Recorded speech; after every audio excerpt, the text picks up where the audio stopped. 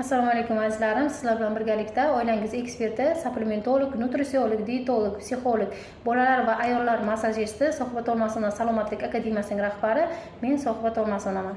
Azizlar, hech kimga keladi, juda ko'p savollar direktimdan keladi.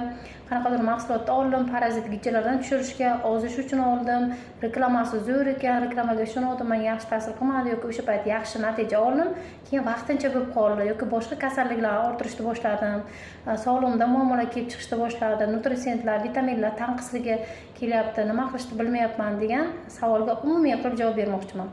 Agar sizga internet tarmoqlarida, televideniyada qanaqadir mahsulotni reklama qilayotgan bo'lsa, u aktyormi, u vrachmi, nima bo'lishidan qat'iy nazar, agarda supplementolog, oila eksperti, health coach mutaxassisligi bo'lmasa, e'tibor bering, supplementolog sertifikatini tasdiqlashni kerak bo'ladi. Agar sizga qanaqadir maslahat berayotgan bo'lsa, supplementolog mutaxassisligi bormi, yo'qmi, e'tibor bering. Qaysi yo'nalishda o'qigansiz? Qanday sertifikat yoki diplomingiz bor? O'zingiz nima natijaga erishgansiz? Avval kuzatib, keyin olishingizni maslahat beraman. Bilimsiz insonlardan, shu sohani chuqur egasi bo'lmagan insonlardan hech qanaqa mahsulot olmang. Ular faqat badfurish deyiladi. Qo'pol qilib aytganda, siz o'zingizni tanangizni kimga ishonib topshirayotganingizni biling. Bu uchun sizga tibbiy bilim kerak bo'ladi.